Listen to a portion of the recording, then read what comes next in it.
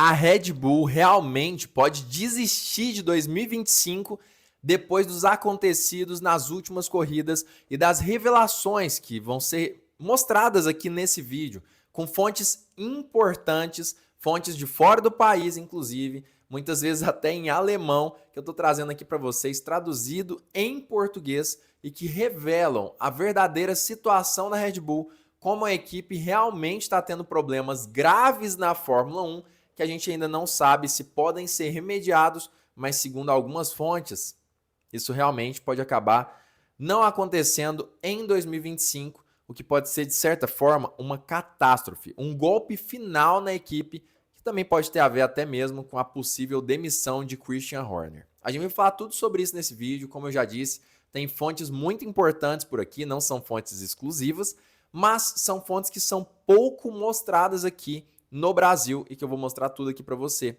Então já deixa o seu like aqui embaixo, se inscreve nesse canal, ativa o sininho para todas as notificações, para não perder mais vídeos de qualidade como esse aqui. E vamos logo para o conteúdo, depois de uma introdução um pouquinho grande, aí 1 minuto de introdução. Vamos lá. O problema de equilíbrio nunca desaparece. Isso aqui é justamente aí uma frase de um engenheiro da Red Bull a respeito desses problemas e um alerta daqui da fonte do Automotor Umdisport, né? Como você pode ver, é um jornal em alemão, a gente traduziu aqui para português, mas se vocês quiserem pesquisar, vocês podem ficar à vontade.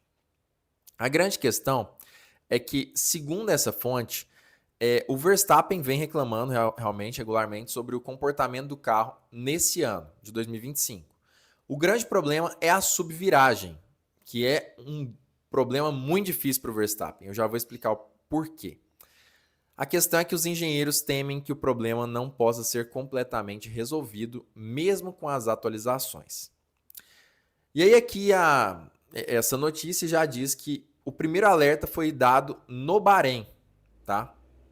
Que foi justamente uma das primeiras corridas que a Red Bull começou a ter problemas aí de desempenho no fim das contas.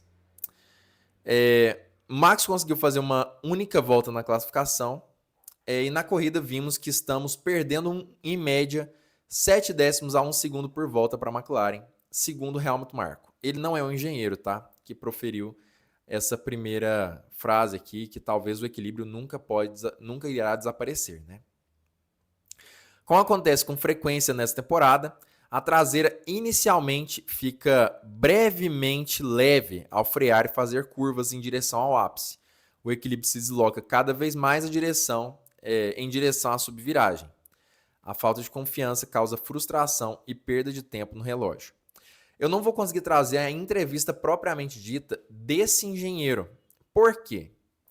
Porque é pago, tá? Isso aqui é uma entrevista e uma notícia exclusiva da AMS, né? E eu não estou disposto a pagar aí 99 centavos de euro ou 2 euros por semana, tá? Porque isso aqui não é barato, pô. Isso aqui é 8 euros por semana, vai dar aí um total 8 vezes 6, vai dar 40 reais, né? Sei lá. Enfim, mais ou menos isso. Um pouco mais de 40, né? Se eu não me engano, 48. Então eu não vou pagar isso ainda. Quem sabe no futuro o canal dando mais dinheiro aqui pra gente, a gente consegue pagar a versão exclusiva. Mas a gente sabe que isso aqui foi algo que o engenheiro realmente falou. Que o equilíbrio não desaparece. Nunca desaparece. Que eles estão tendo muita dificuldade. A gente só não teve acesso às aspas, né, do engenheiro propriamente dito. Que é exclusivo, né, da Automotor. Mas enfim, o que o Verstappen, o que o Helmut Marko, o engenheiro, querem dizer que acontece com o carro da Red Bull? O que acontece é basicamente o seguinte: qualquer carro de corrida pode ter, claro, pode ter um pouco mais de reações além dessas que eu vou falar, mas as principais são a subviragem e a sobreviragem. Aqui no Brasil, nos Estados Unidos, a gente chama de overdrive e underdrive, se eu não me engano, é alguma coisa nesse sentido. Agora me deu um branco. No Brasil a gente chama de saída de frente e saída de traseira, tá? Claro que sobreviragem e subviragem já são termos em português, mas a gente chama de saída de frente e saída de traseira. O que eles estão querendo dizer? No momento da frenagem, eu vou até pegar meu carrinho aqui de Fórmula 1 para explicar melhor para vocês. No momento da frenagem, vamos dizer que a gente está aqui numa reta, certo? Deixa eu até tirar essa capa de acrílico dele. Vamos dizer que a gente está no momento aqui de uma reta. O carro está vindo, acelerando, e ele precisa frear para fazer a curva, uma curva nesse caso aqui para a direita. Minha direita, esquerda de vocês. Ele freia. Claro que esse movimento é muito mais sutil, mas para vocês entenderem melhor, eu vou exagerar. Quando ele freia, o peso do carro inteiro é jogado para a roda dianteira. Claro que não é inteiro, né? É uma boa parte. É jogada para a roda dianteira. Como foi jogado para a roda dianteira, a aderência do pneu dianteiro aumenta consideravelmente, o que faz com que o carro tenha mais facilidade em virar, em mudar a direção. O grande problema é que a roda traseira fica com pouco peso. Consequentemente, no caso da Red Bull, que é um carro que não está bem balanceado, está tendo dificuldades com balanço, ele sai de traseira. Esse é o movimento. O ideal é que o carro acompanhe a roda dianteira. No caso da Red Bull, ele entra na curva e sai de traseira. O piloto tem que controlar essa situação. Então, ele muitas vezes tira o pé do freio antes para aliviar um pouco o peso nas rodas dianteiras, ou então é mais suave no volante, ou mais suave no acelerador também, e até mais suave na hora de tirar o pé do freio. Tem várias possibilidades, várias técnicas. Nesse caso, o carro vai diminuindo o peso nas rodas dianteiras, o peso na roda traseira vai aumentando novamente, ganhando aderência. No caso da Red Bull, tá? O Verstappen vai fazendo a curva e aí o grande problema é esse. No momento em que ele inicia a aceleração, o peso do carro é transferido para a roda traseira, porque imagina, o carro acelera, qual que é a tendência? É jogar para cima, né? O carro, a frente fica mais leve do que a traseira. Consequentemente, a frente fica mais leve e o carro começa a sair de frente. Para qualquer piloto, isso é um pesadelo. Por quê? Porque é um carro que sai de frente e de traseira. Ele muda a reação dele no decorrer da curva. Isso aqui é um pesadelo para qualquer piloto de corrida. Mas para o Verstappen ainda mais, porque ele é um piloto que é apaixonado por carros que saem de traseira apenas e não de frente. Então aí para ele é um desastre. Com isso, a gente retorna aqui para uma matéria desse ano ainda, do dia 17 de abril, que eu resolvi resgatar aqui para vocês, que tem tudo a ver com isso e, claro, tudo a ver também com a própria Red Bull. E olha o que aconteceu no Bahrein, que a gente falou na notícia anterior. Em Suzuka, que foi quando a Red Bull foi bem, do ponto de vista da Red Bull, tudo estava bem, inclusive as condições. E no Bahrein, tudo estava contra a Red Bull.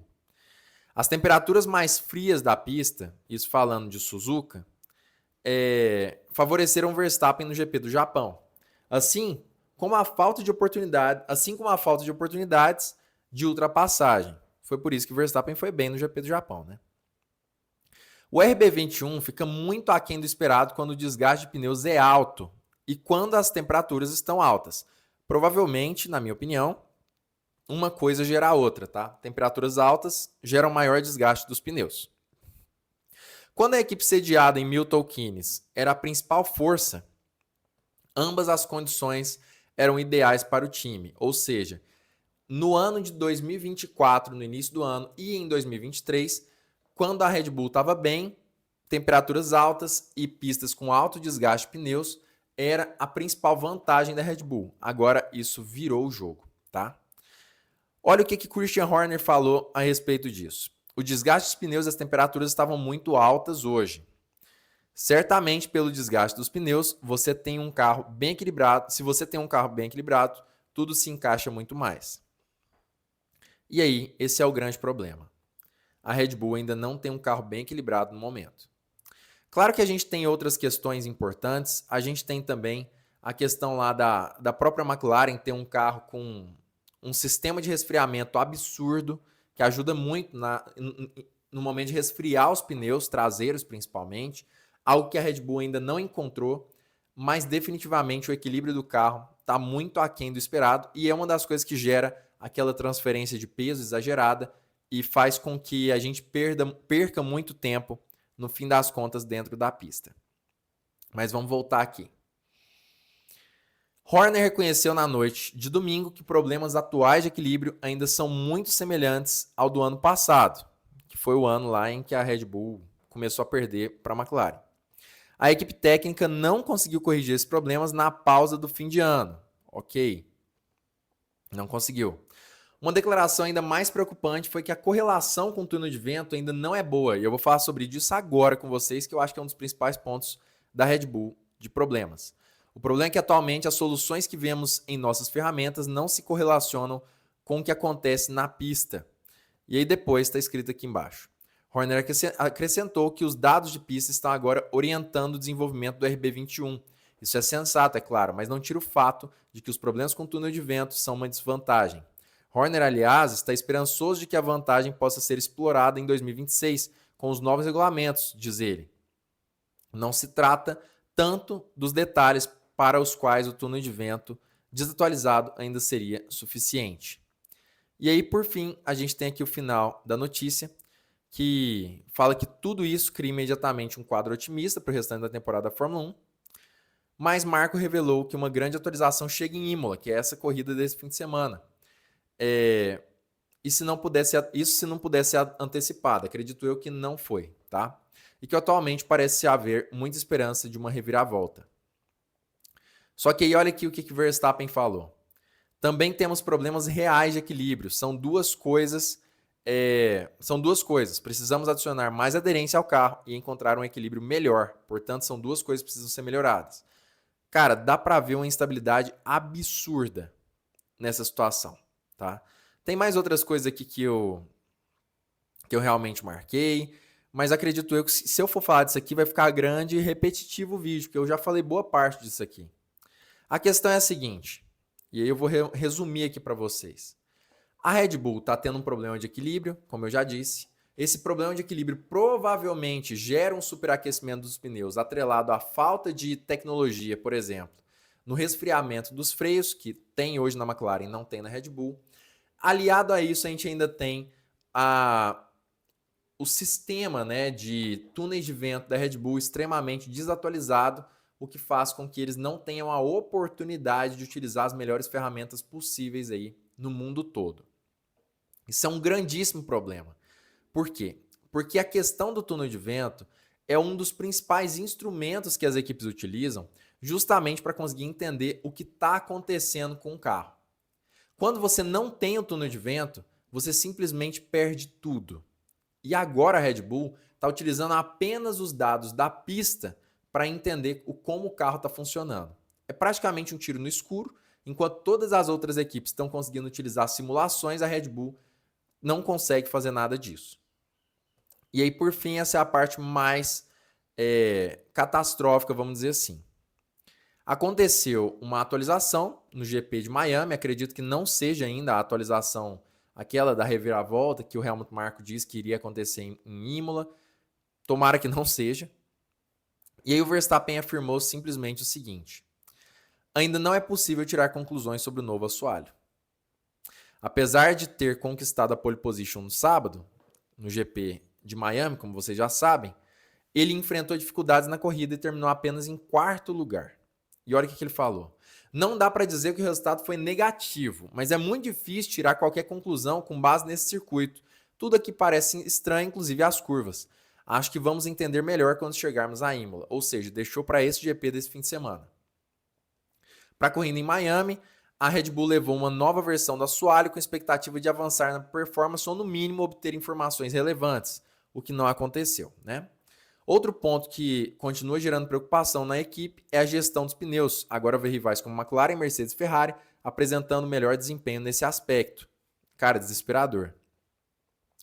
Verstappen reconhece que o time tem buscado soluções, mas alerta que os resultados não virão de imediato.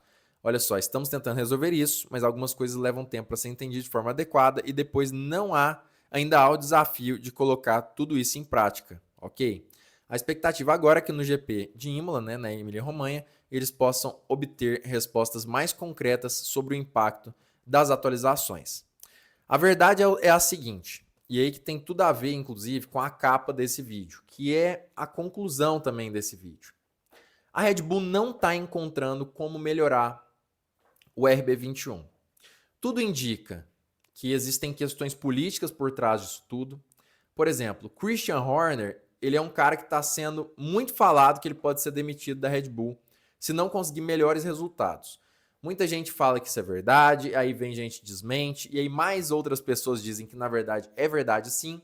Como eu falei em outro vídeo aqui do canal, onde há fumaça, geralmente há um foco de incêndio. Provavelmente, esses rumores têm algum fundo de verdade. E realmente, Christian Horner, muito provavelmente, está tendo dificuldade de se manter no poder da Red Bull. Ele tendo essa dificuldade, precisa tentar agir e ganhar melhores resultados, porque senão, realmente, ele vai acabar saindo. Aliado a isso, a gente tem a possibilidade da perda de Max Verstappen, que é o melhor piloto da Fórmula 1 atual, que todo mundo sabe, se a Red Bull não agir, não dar um carro para ele melhor, ele provavelmente vai sair da equipe, podendo ir para a Mercedes, podendo ir para a Aston Martin, existem várias possibilidades. E aliado a isso, a gente tem o problema do túnel de vento. Então é muito provável que, se a Red Bull não conseguir virar o jogo nos próximos, talvez aí 5 GPs, quem sabe, e começar a perder mesmo para a Mercedes, para a Ferrari, eles vão acabar realmente desistindo de 2025. E eu vou falar a verdade. Tudo indica para isso. Tudo está apontando para essa possibilidade. A Red Bull acabar desistindo do ano de 2025 e focando apenas em 2026. Mas nessa altura do campeonato, a chance deles já terem perdido Max Verstappen, deles já terem perdido Christian Horner e deles terem perdido pontos preciosíssimos no campeonato de construtores de pilotos é muito alta. É muito provável que, sem um simulador adequado, sem um túnel de vento adequado, a Red Bull realmente acabe desistindo de 2025 e apenas ficando em 2026. O problema maior, muito provavelmente, é a questão do efeito solo. O túnel de vento da Red Bull é muito antigo, ele é da época da Guerra Fria, literalmente, ele era utilizado, inclusive, para testar aeronaves. E o efeito solo é, sim, um fenômeno aerodinâmico muito complexo de ser entendido. É preciso de túneis de vento que consigam maior número de dados do que o da Red Bull. E aí, com isso, ela sofre muito. Eu acredito que Adrian Newey conseguia fazer isso de uma forma mais analógica, porque o doutorado dele é justamente na área de efeito solo, ele é um especialista em efeito solo, ele já trabalhou na Fórmula 1 na antiguidade, né, quando iniciou-se o efeito solo, e com a saída de Adrian Newey, provavelmente a Red Bull se perdeu um pouco mais do que já estava anteriormente. Mas claro, essa é a minha opinião, acredito eu que a Red Bull vai acabar desistindo desse ano de 2025 mesmo. Acho muito difícil continuar, a tendência é uma queda muito grande, não é a minha torcida, queria ver uma disputa impressionante entre Verstappen e Piastri, por exemplo, mas tudo indica que é isso que vai acabar acontecendo. Mas qual que é a sua opinião? Comenta ela aqui embaixo aqui também. Não esquece de curtir esse vídeo, se inscrever nesse canal, ativar o sininho para todas as notificações, porque aqui no Drive ID a gente conversa com a identidade de quem realmente é apaixonado pelo esporte a motor.